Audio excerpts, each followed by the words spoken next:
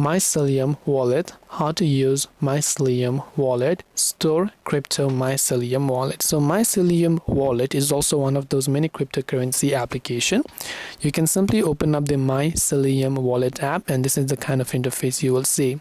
So after you have restored your particular wallet, you can actually add the Bitcoin to HT account, to Vault HT account, add FIO account, Ethereum account, or ERC20 account. You can also go to a single address account and add more of these options.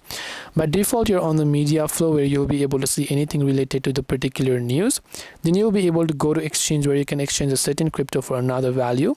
The electric cards, the account section is where most of your account section you'll be able to find your private keys and your Ethereum and ERC20 account or the FIO account. Here you'll be able to see your balance. You'll be able to scan and send the particular cryptocurrency to someone, or you can simply enter the deposit wallet address by tapping on send.